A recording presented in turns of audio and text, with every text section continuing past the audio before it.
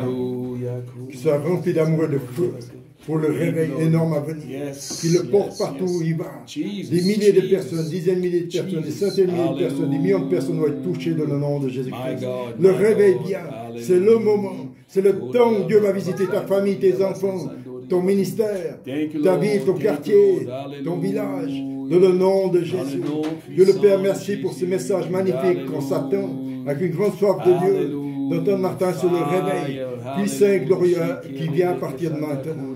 À Dieu seul sur toute la gloire. Mais moi, le cri pour chacun de nous, et pour Martin aussi, c'est qu'on combatte le bon combat, qu'on achève la course, qu'on garde la foi, afin que la couronne de justice nous soit réservée à la fin de ce réveil. Dans le nom de Jésus, Amen.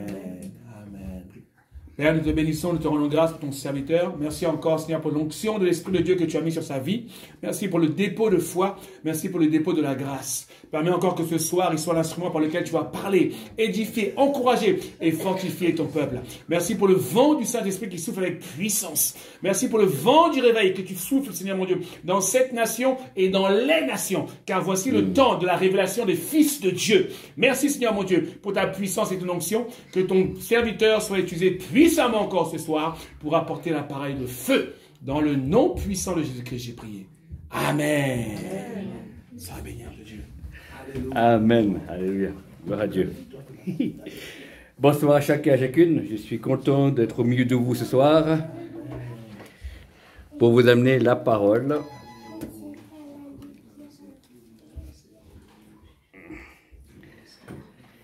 Alors on va parler de réveil, on va parler de Dieu, on va parler de beaucoup de choses ce soir. Alors Seigneur, merci pour les prières qui sont montées par mes deux frères et vos prières aussi. Alors on va aller de l'avant. Amen. Alors on va commencer, je vous invite à prendre la Bible sur n'importe quel support. Je vous invite dans Matthieu 3, verset 3. On va prendre Matthieu 3, verset 3. Jean est celui qui avait été annoncé par Ésaïe, le prophète, lorsqu'il dit « C'est ici la voix de celui qui crie dans le désert. Préparez le chemin du Seigneur, aplanissez ses sentiers. » Voilà, il n'y a qu'un verset, donc je vais le relire, Matthieu 3, verset 3. Jean, qui veut dire « l'Éternel a fait grâce », Jean est celui qui avait été annoncé par Ésaïe, le prophète, lorsqu'il dit « C'est ici la voix de celui qui crie dans le désert. Préparez le chemin du Seigneur, aplanissez ses sentiers. » Amen. Amen. Quand on parle de Jean, c'est Jean-Baptiste. Hein? Amen. Alléluia. Donc j'ai pris ce texte-là parce que ça se situe à l'époque des évangiles. Et là, il y avait une préparation de la venue du Messie. On ne savait pas qui c'était. Et je pense que maintenant aussi, on sait que le réveil vient, Amen, mais on ne sait pas comment il va venir, on ne sait pas sous quelle forme, on ne sait pas de quelle église va être enflammée au premier, ou quel homme ou femme de Dieu qui va être enflammé, ou bien un enfant, ou bien une personne aînée, on ne sait pas, parce que dans toute l'histoire des réveils, que je l'ai étudié quelques-uns, c'est jamais la même chose, Amen, comme mais les résultats sont les mêmes, c'est-à-dire qu'il y a une forte présence de Dieu, il y a la crainte de Dieu qui revient dans l'église, il y a des signes, des miracles et surtout des conversions. Ça prépare les chrétiens à aller au ciel et les non-chrétiens à se convertir. Alléluia. Donc on a le but final, mais comment un réveil démarre, alors ça c'est un mystère. C'est un mystère. Mais on s'attend. Donc comme à l'époque de Jean-Baptiste, on cherchait le Messie. Sous quelle forme il va venir? Qui sait? On ne sait pas. Quel est son visage? Qui sait? Voilà. Et là, nous, en tant qu'Église de Jésus-Christ, en tant qu'enfants de Dieu, eh bien, nous attendons de voir où le réveil va venir, dans quel pays il va commencer, en Suisse, et à côté, il y a différents. On va voir s'il y a 2-3 pays qui vont être enflammés ensemble, c'est un après l'autre. Il y a plusieurs manières, on ne sait pas. Mais ce qui compte, ça nous oblige à être en alerte, être debout, veiller et prier, Amen, afin que vous ne soyez pas en tentation, comme dit la parole de Dieu. Et nous devons, moi j'attends, j'écoute aussi les prédications ailleurs, j'entends des récits, voilà. Donc il y avait un apôtre en Amérique qui a prêché que le réveil qui vient, il n'aura pas lieu tant que les saints ministères apôtres, prophètes, évangélistes, pasteurs et docteurs, ne sont pas de nouveau en fonction dans la majorité du corps de Christ. Voilà, c'est intéressant. Voilà, c'est un élément plus qu'on peut prendre. Voilà, on sait que ces éléments vont être utilisés beaucoup d'enfants, de jeunes et de jeunes filles, beaucoup de femmes aussi. Et il y aura aussi différents. On ne sait pas. Donc il y a des bouts des révélations qui viennent, on prend des morceaux de pulse qui nous donnent une meilleure compréhension et on attend. Mais j'aime beaucoup cette phrase du prophète Pierre Offet qui dit même moi, en tant que prophète, je pourrais rater le réveil parce que je veux vraiment m'attendre au Saint-Esprit qui me montre où il est. Amen. Donc on peut rater. Amen. Mais ce n'est pas le but. Hein. Le but, c'est qu'on se prépare et puis qu'on puisse voir quand Dieu visitera notre pays, visitera nos vies. Amen. Donc, le titre du message de ce soir, c'est avoir la mentalité du réveil. Amen. Avoir la mentalité, pas la mentalité des fétistes. Oh, ça n'arrivera jamais en Suisse, ça n'arrivera jamais dans nos pays en Europe. Non, pas du tout. Avoir une autre mentalité. Voilà. Avoir la mentalité du réveil. Alléluia. Pour déjà pouvoir se réveiller soi-même, après pouvoir que l'église locale, et puis après l'église en tant que corps de Christ sur la surface de la terre, dans les nations, puisse rentrer dans la dimension que Dieu a prévue. Alors on s'attend, on se réjouit. Alors la première chose, c'est un état d'esprit différent. Voilà, il faut avoir un état d'esprit différent. Dans Daniel, il est dit que Daniel était connu comme étant quelqu'un qui avait un esprit différent. Amen. Un esprit du Dieu très haut. Amen. On doit être des gens qui avons un état d'esprit différent. C'est quand tous les gens sont négatifs, nous, on doit avoir, pas la pensée positive, mais avoir la pensée de la foi. Amen. Il va agir différemment. On est confronté aux mêmes problèmes, aux mêmes défis que les non-croyants, nous, en tant qu'enfants de Dieu, mais on agit d'une manière différente. Parce qu'on a une autre pensée. Voilà. Moi, je suis pas à plein temps dans le service pour Dieu. Je suis à mi-temps. Je suis moitié-moitié. Un pied dans le travail séculier et un pied dans le ministère. Voilà. Et la semaine passée, il y a eu une difficulté au travail, j'ai simplement prié et le Seigneur est intervenu d'une manière particulière. Voilà, c'est bon de savoir qu'il vient quand on l'invoque. J'aurais pu être découragé s'il n'y avait pas le Seigneur, j'aurais pu dire, oh ben zut, alors c'est un travail qui est bien, mais il y a beaucoup de contretemps, de difficultés, et puis on peut être négatif et tomber dans le négativisme. Amen. Mais grâce à cet état d'esprit différent, eh ben, j'ai pu faire une prière. Amen. Et Dieu m'a exaucé. Amen. Il est juste, il est bon. Dieu vient, n'est pas avec moi seulement que je suis dans l'église. Amen. Il est aussi quand je suis au travail. J'avais égaré un outil, voilà, voilà, et je ne savais plus où il était. Et j'ai prié et j'ai eu une vision. Je l'ai vu l'endroit où je l'avais laissé. Amen. Le Seigneur est miséricordieux. Amen. Voilà. Donc, pour dire qu'il n'y a pas une différence entre le travail et l'église, Dieu est autant puissant. Amen. Que tu restes endormi le matin ou que tu sois à l'heure à ton travail, Dieu est toujours puissant. Amen. Amen. Que tu aies réussi quelque chose ou échoué, il reste le Tout-Puissant. Il reste le Dieu d'amour. Amen. Des fois, nous sommes trop influencés par ce que nous voyons. Amen. L'important, ce n'est pas ce que nous voyons, l'important, c'est ce que nous croyons. Je répète, l'important, ce n'est pas ce que nous voyons, l'important, c'est ce que nous croyons. Amen. Alléluia. Dans une réunion en Suisse, il y a 15 jours en arrière, voilà, j'étais dans une réunion et j'ai dit, j'ai parole de connaissance, Dieu veut guérir une personne qui a un problème d'asthme, voilà, et c'est un enfant de 11 ans ou de 10 ans qui a levé la main. Il est venu, je l'ai prié pour lui, et après j'ai appris qu'il avait annoncé au responsable de l'église qu'il avait été guéri. Amen. Amen. Voilà, merci Seigneur. Donc Dieu est là, il est avec nous. Amen. Mais le fait qu'il soit avec nous ne va pas forcément dire qu'il agit. Amen. On peut très bien avoir le meilleur prédicateur avec nous, au milieu de nous. Voilà. Et si vous le mettez à soi sur une chaise, eh bien, vous l'avez avec vous, mais il n'agit pas. Amen. Mais il est avec vous. Eh bien, je crois que beaucoup d'églises, eh bien, le Saint-Esprit est là, mais on ne laisse pas agir. Et on a mal compris ce verset qu'on dit là où il y a l'Esprit du Seigneur et la liberté, c'est comme ça qu'on le tend. Mais en réalité, un pasteur m'a dit, c'est là où on laisse l'Esprit de Dieu agir, là est la liberté. Amen. Voilà. Et c'est un peu différent. Amen. Donc c'est pour ça que Dieu veut agir. Amen. Il veut apporter son feu, il veut réconforter, il veut enlever la froideur, la tiédeur. Voilà. Et pour cela, il faut, on ne peut pas le faire nous-mêmes, on ne peut pas créer les œuvres de l'Esprit. Amen.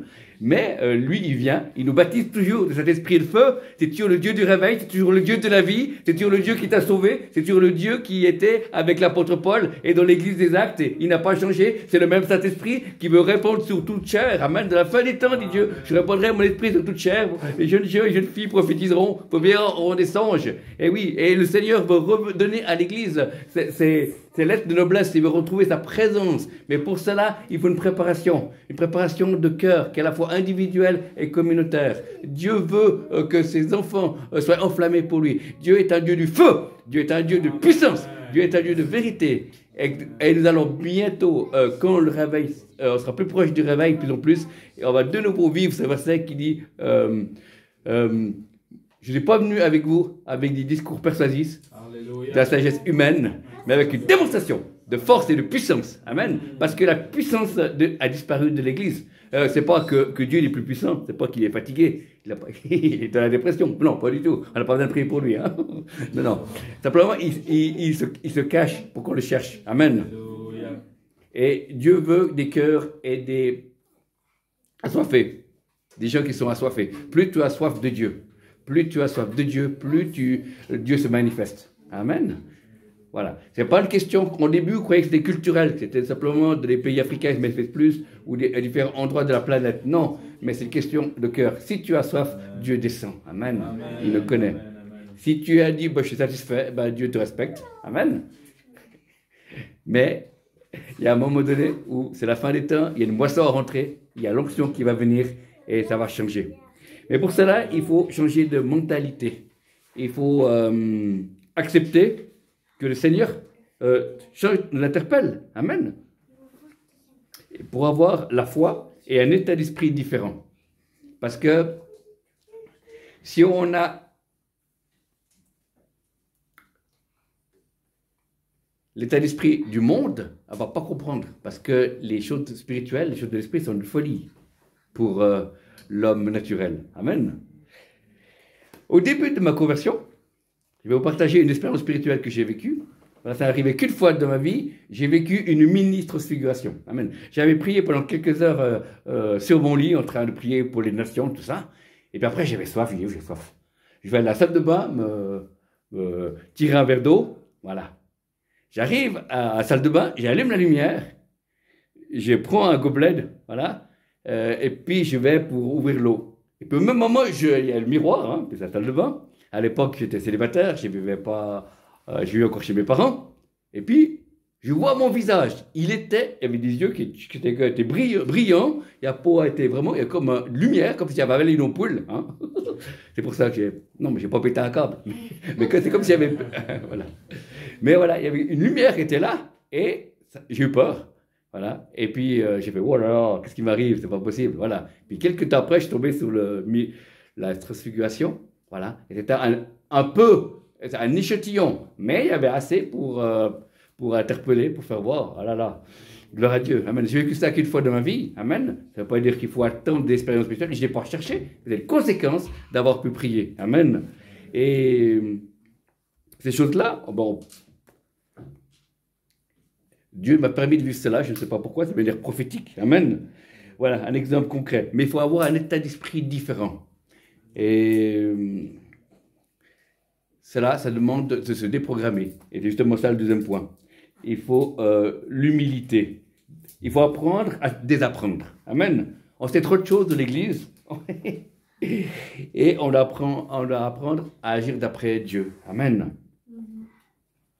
Voilà. Il faut qu'on puisse servir Dieu et son prochain. Avec l'humilité. Et c'est ça qu'il nous fallait, l'humilité. L'humilité précède la gloire, l'orgueil précède la chute. Amen. Alléluia. Vous savez, vous allez rigoler, mais actuellement, là, je suis en train de suivre une école de prophètes, amen, en ligne, amen. Voilà, mais il prophétise déjà, il est dans le ministère. Oui, mais je vais apprendre, amen. Je n'ai pas tout compris, il y a des choses qu'il apprend. Et puis, en ligne, avec des merveilleux serviteurs de Dieu, connus en Europe et en Amérique ou ailleurs, ben, j'apprends encore, je découvre un peu cet univers prophétique dans d'autres dimensions, voilà, puisqu'on n'a pas fini d'apprendre, amen. Connaît certaines choses, ça permet aussi de désapprendre. Amen. On doit désapprendre des choses parce que Dieu veut faire des choses nouvelles. Amen. On doit devenir des nouvelles outres. Partout, on doit devenir des nouvelles outres hein, pour pouvoir avoir le vin nouveau. C'est pour ça qu'on doit garder l'humilité et désapprendre certaines choses qu'on donne de l'Église. Ça fait depuis 20 ans qu'on fait comme ça. Il faut pouvoir changer. Amen. Voilà. Il faut avoir changé certaines manières de faire parce que si on continue, on va avoir les mêmes résultats. C'est-à-dire que si on fait les choses différentes, d'après Dieu, les résultats seront différents. Alléluia. Mais c'est pas faire n'importe quoi, mais c'est vraiment désapprendre, comme nous, on croit, on voit la Bible, on a certaines choses, on doit être débloqué, c'est ça que je veux dire, pour pouvoir voir un verset différent, parce qu'on l'a compris comme ça pendant 10 ans, et puis maintenant il serait différent, voilà. Il y a des choses qu'on n'a pas vues, un relief qu'on n'a pas vu de la parole, amen, et apprendre que Dieu nous parle aussi, personnellement. Il y a beaucoup de chrétiens qui n'entendent pas la voix de Dieu, il y a beaucoup de chrétiens, je discutais avec mon épouse et d'autres chrétiens, ils ont 10 ans de conversion, 15 ans de conversion, ils ne connaissent pas l'amour de Dieu. Ils ne connaissent pas l'amour du Père. Voilà, il y a des choses qu'il faut vivre, il y a des choses à savoir, pas d'une manière intellectuelle, mais c'est une vérité de connaître notre identité en Christ. Amen. Qui sommes-nous? Amen. Voilà, nous ne sommes pas seulement des personnes qui croyons, nous sommes des nouvelles créatures. Amen. Les choses c'est au passé, toutes choses seront devenir nouvelles. Nous sommes enfants de Dieu. Il n'a plus de condamnation pour ceux qui sont en Jésus-Christ. Amen. Et Jésus lui a dit quoi? Il vous a donné autorité sur toute la puissance du malin. Et rien ne pourra vous nuire. Rien. Même pas votre belle-mère. Rien. Alléluia. Et voici, ils accompagneront ceux qui ont cru. Hein. En mon nom, ils chasseront les démons. Hein. Ils saisiront les serpents, ils parleront en langue. Amen. Alléluia. Pas faire comme ce jeune prédicateur en Afrique qui s'était trompé. Hein. Il a dit, ils prieront pour les démons et chasseront les malades. C'est le contraire. C'est le contraire. Hein? Allez. Voici les miracles accompagneront ceux qui ont cru. Amen. Voilà. Alors qu'est-ce que tu crois? Pourquoi il n'y a pas de miracle dans notre vie? Je me mets aussi dans le paquet. Amen. Simplement parce qu'on doit descendre. On doit descendre notre connaissance. Là, on a confondu la connaissance et la puissance. On a beaucoup de connaissances en Europe, mais ce n'est pas la puissance. Quand on voit les témoignages de certains serviteurs de Dieu, africains ou des églises africaines, ils ont moins de connaissances, mais la puissance de Dieu se manifeste. Alléluia. Pourquoi? Parce qu'on a confondu la puissance et la connaissance. Oui, la connaissance, à un moment donné, elle a besoin, elle est utile. Si on veut faire de l'enseignement, on veut édifier l'Église. C'est juste, je ne suis pas contre. Mais la puissance n'est pas la connaissance. Amen. Parce que si la connaissance serait la puissance, eh bien, en Europe, on serait les ministères les plus puissants, on serait les églises les plus puissantes. Non, mais ce n'est pas le cas. Mais ça va changer. Amen. C'est pour ça qu'on a besoin d'un réveil. C'est pour ça qu'on attend quels sont les hommes, les femmes qui vont commencer le réveil. Parce que, vous savez, il y a de toute façon un début. Hein. Ça va commencer par un endroit, on ne sait pas où. Et c'est pour ça que c'est passionnant. C'est très passionnant de pouvoir s'attendre et voir où ça va commencer. Amen. Voilà. Moi, j'ai eu l'occasion de voir un réveil en action, que j'étais à Toronto dans les années 92. 92, pour les Suisses. Voilà, et ben j'ai pu voir quelque chose qui dépassait mon entendement. Quand je suis rentré de l'église de Wynyard d'aéroport, je suis rentré, c'était comme en Suisse, la présence de Dieu, et pas plus, pas moins. Et je ne comprenais pas. Moi, je pensais, j'avais lu Finet, j'avais lu Wesley, je pensais tomber dans l'église et confesser tous mes péchés depuis mon enfance. Non, pas du tout. Voilà. Mais la différence, c'est qu'au premier son de guitare, il y a un manteau qui vient sur l'auditoire. Il y avait 6000 personnes. Et là, la présence de Dieu vient. Et la présence de Dieu descend et c'est particulier. Les gens marchaient comme ça parce qu'ils avaient mal à la tête. Il y avait une pression de la gloire de Dieu qui était là. Amen. Et Et ces gens-là ont vécu un réveil, mais il y a un prix. Amen. Beaucoup veulent le réveil, mais il y a un prix à payer. Vous savez que ces gens-là, ils avaient congé que le lundi, et du mardi à dimanche, tous les soirs, ils servaient. Certains faisaient l'accueil, d'autres faisaient la bibliothèque, d'autres faisaient le rangement des chaises, d'autres faisaient la sono, les lumières. Et pendant toute l'année, ils tournaient comme ça. Ils n'avaient que le lundi qui était congé. Amen. Et il y a un prix à payer. Et la question est, est-ce qu'ici, en Suisse, en France, dans nos pays, est-ce qu'on est prêt à laisser nos occupations pour pouvoir s'occuper de la maison de Dieu? Et ça, c'est une question que je pense que Dieu aussi demande. Voilà, il y a un prix à payer. Et ces gens-là, ils ne sont pas meilleurs que vous, ils ne sont pas moins bons que nous, mais il y a eu, à un moment donné, un choix de Dieu et ils ont été touchés. Et ils servent. Et c'est dans la fidélité. Amen. Amen. Et voilà. Et voilà. Et ce réveil a duré longtemps. Hein. Il y avait, voilà. Mais ça sera différent. Les réveils sont totalement différents. Moi, je vous parle de ça, c'est le seul que j'ai comme exemple. Voilà, où j'ai participé, où j'avais vu Bénin avec sa veste, là, en train de toucher les gens tombaient. Puis je me dis, mais c'est peut-être exagéré. Voilà. Puis j'étais là-bas à Toronto, il y avait le président de Dieu qui est plus fort, qui dit, je vais essayer, personne ne me connaît ici. Alors j'ai pris ma veste, il y avait quelqu'un qui arrivait, j'ai fait, ouh, la personne, poum, tombée. J'ai dit, moi, Suisse, j'ai raisonné, j'ai dit, attends, j'ai mon trousseau de clés, j'ai mon attel de la poche de ma veste, j'ai les clés de l'hôtel, je l'ai assommé. Non, alors j'ai enlevé tout ce qu'il y avait dans les poches et j'ai recommencé, une dame qui arrive, dit bonjour, je fais la veste, elle tombe. Ah voilà, dans le couloir, il y avait 5-6 qui tombaient. D'après, je suis parti et j'ai compris que, voilà, c'est pas la veste, mais c'est la présence de Dieu qui est tellement forte. Et voilà, les gens peuvent tomber. Amen. Donc, il y a des choses qui se passent quand il y a la présence de Dieu qui est là. Et une chose qui est intéressante, c'est que quand il y a la présence de Dieu est là, les démons se manifestent. Parce que dans nos églises, il y a tellement peu de présence de Dieu que les démons, ils sont contents. Ils ne sont pas dérangés. Voilà. Mais quand il y a la présence de Dieu, il y a des choses qui se passent. Amen. Alors c'est pour ça qu'il faut, dans les milieux prophétiques, on a dit que le réveil aura lieu en 3 temps. Hein. Il y a qui disent. Alors, le premier, c'est qu'il y a une onction de délivrance qui va venir sur l'Église. Amen. Avec un grand E.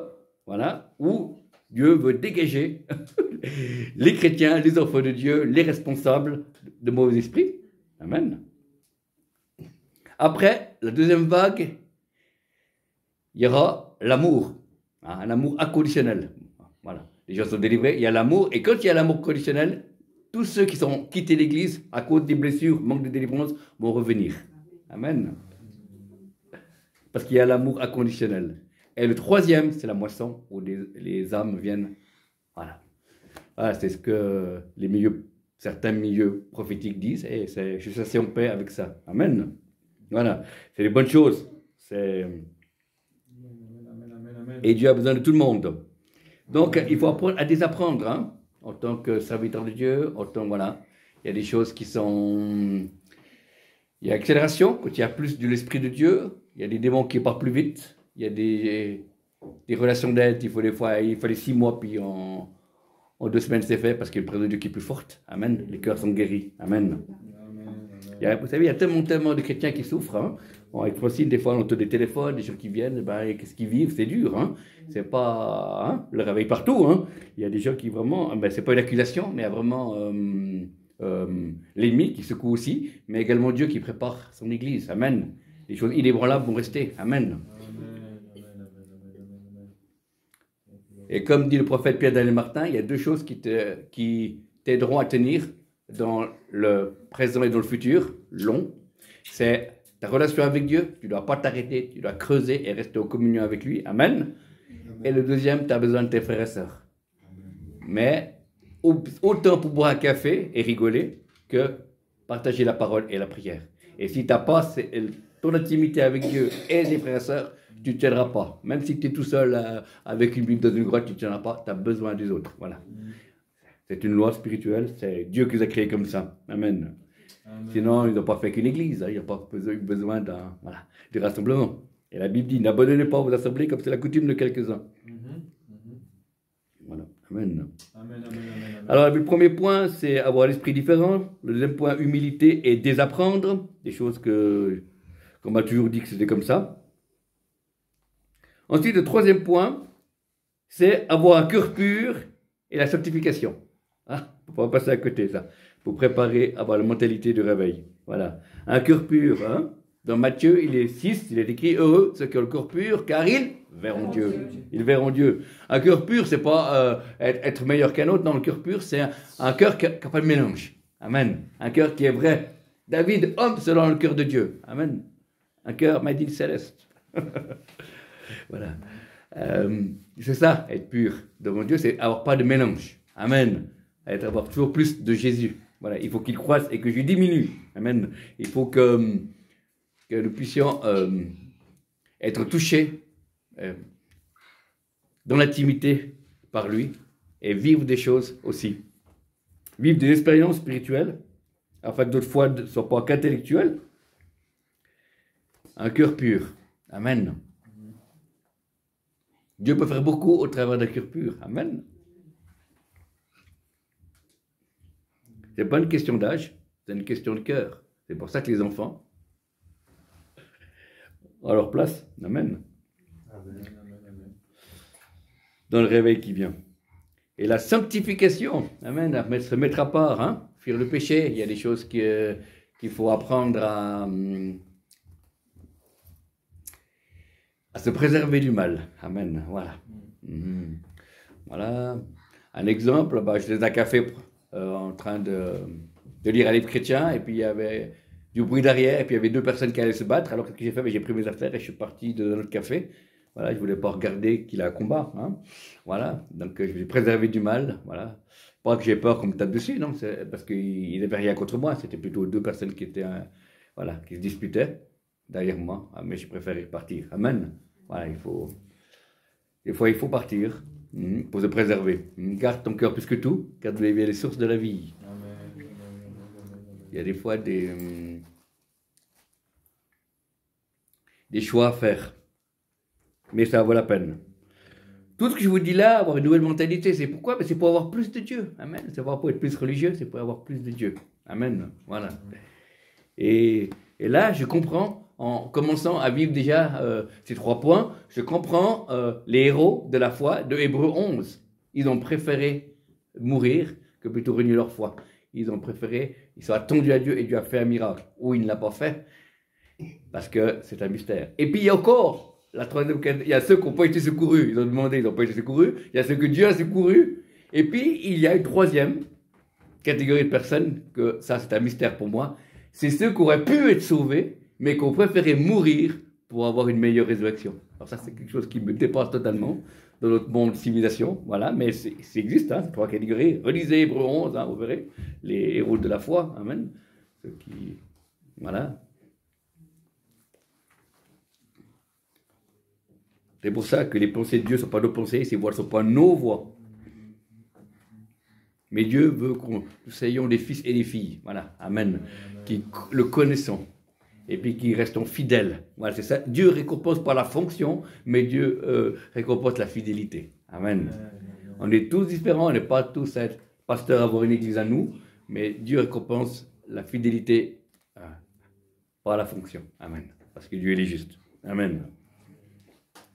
Comme je dis toujours, si une personne est dans un pays musulman et puis qui meurt pour sa foi, à mon avis, c'est normal qu'elle ait une récompense plus grande que moi, qui aura prêché à gauche à droite. Amen. Parce qu'elle a quand même payé de sa vie pour garder la foi. Alléluia. Amen. Dieu est juste. Hein. On recevra tous des récompenses. Amen. Oui. Amen. Tous, pas les mêmes récompenses, mais on aura tous des récompenses au ciel. Gloire à Dieu. C'est fantastique. On peut être sauvé, on peut avoir des récompenses. Voilà. Et c'est Dieu qui juge, c'est lui qui donnera. Amen. Donc, avoir changé de mentalité, c'est quelque chose qui change. Parce que nous, notre mentalité est teintée de notre culture, hein, quel que soit le pays, notre culture aussi religieuse. Amen. Et c'est pour ça, dans le réveil qui vient, ceux qui vont aller très vite sont les jeunes, parce qu'ils n'ont pas formaté. Mais nous, les aînés, qui sommes plus jeunes depuis longtemps, plus longtemps qu'eux, eh ben, on doit désapprendre pour revenir avoir un cœur d'enfant. Amen. Cœur d'enfant. Petit enfant. Amen.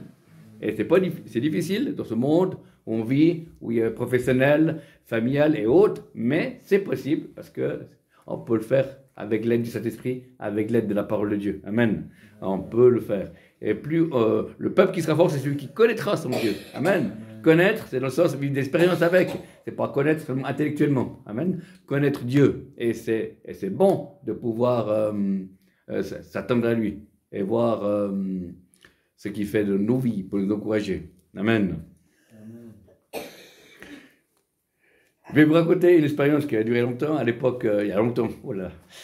J'étais encore à la Poste à Lausanne, voilà, au service des lettres à la Poste, voilà. Pour ça que maintenant je suis timbré et affranchi.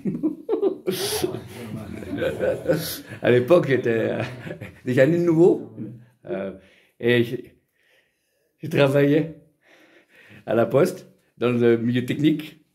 Et tout d'un coup, il s'est passé quelque chose ce matin-là, je me souviens toute ma vie. J'avais le chef croyait que c'est moi qui avais fait l'erreur.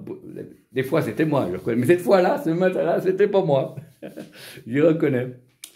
Et il se met à crier très fort sur moi. Il est venu tout rouge, il a crié, voilà. Il était à peu près la longueur d'un bras, hein, donc il est tout près de moi, voilà. Et il criait, tout le monde arrêtait de travailler, tout le monde nous regardait. Et puis il a crié de plus en plus fort. Et tout d'un coup, le Saint-Esprit est arrivé. Il y a eu un rideau entre lui et moi, invisible, et je ne l'entendais plus. Je le voyais, il bougeait, mais il n'y avait plus de son. C'est comme si... voilà. Et je l'entendais bouger, crier, venu rouge, et je n'avais pas de son. Et moi, je le regardais. Voilà. J'ai resté poli, hein.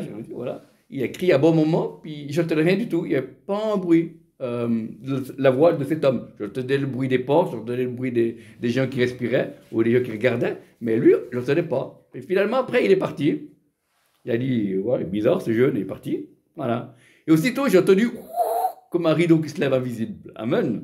Et c'était le Saint-Esprit qui, voilà, qui avait fait une action spirituelle. Voilà. Voilà. Mais c'était une expérience, voilà, où le Saint-Esprit a coupé le son. Voilà. J'essaie avec ma femme, mais ça ne marche pas.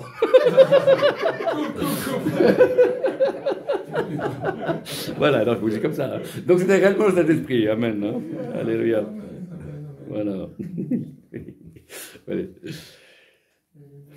Comme je disais au début, hein, quand j'allais dans les églises africaines, je disais, moi, Martin, je suis marié à une seule femme. Ma femme, elle a prié pour avoir un mari sérieux. C'était fait selon sa foi. C'est moi qui suis arrivé.